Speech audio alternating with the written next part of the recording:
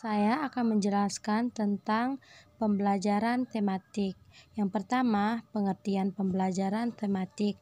Pembelajaran tematik adalah salah satu pendekatan pembelajaran yang mengaitkan beberapa materi pelajaran pada beberapa mata pelajaran menjadi satu kesatuan yang kemudian dikemas dalam bentuk tema. Seterusnya, pembelajaran tematik untuk SD atau MI di sini merupakan pendekatan pembelajaran yang mengintegrasikan berbagai kompetensi dari berbagai mata pelajaran ke dalam berbagai tema. Pembelajaran SD atau MI berdasarkan sistem tematik. Jadi semua mata pelajaran dijadikan dalam satu tema. Penjelasan tentang tujuan pembelajaran tematik yaitu yang pertama, memudahkan memutuskan perhatian pada satu tema atau topik tertentu. Yang kedua, mempelajari pengetahuan dan mengembangkan berbagai kompetensi mata pelajaran dalam tema yang sama.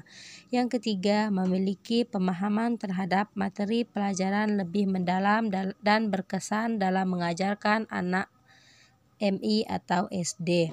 Nah, keuntungan pembelajaran tematik di sini yaitu bagi siswa bisa lebih memfokuskan diri pada proses belajar daripada hasil belajar, membantu siswa membangun hubungan antara konsep dan ide, sehingga meningkatkan apresiasi dan pemahaman. Selanjutnya, ada latar belakang pembelajaran tematik, yaitu latar belakang pembelajaran tematik adalah melihat dari tingginya angka mengulang kelas dan putus sekolah pada peserta didik di MI atau SD, terutama pada kelas bawah yakni kelas 1, 2, dan 3, serta kurangnya sarana prasekolah di daerah terpencil yang juga dapat mempengaruhi kesiapan peserta didik di kelas 1 MI atau SD.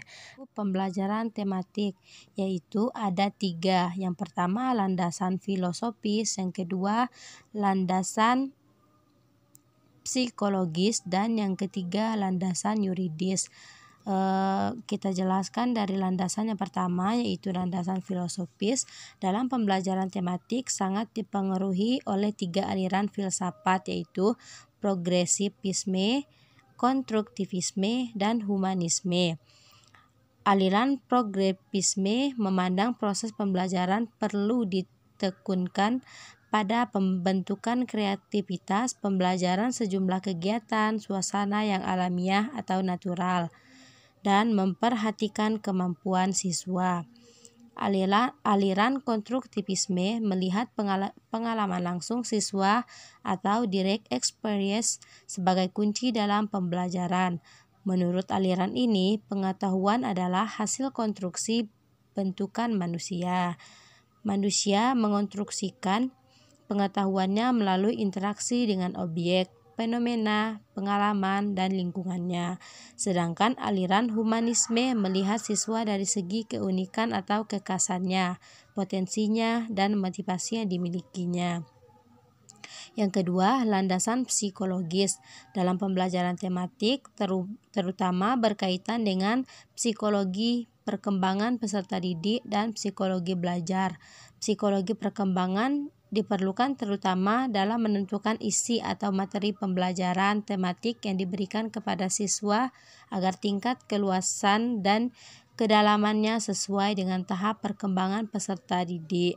Psikologi belajar memberikan kontribusi dalam hal bagaimana isi atau materi pembelajaran tematik tersebut disampaikan kepada siswa dan bagaimana pula siswa harus mempelajarinya.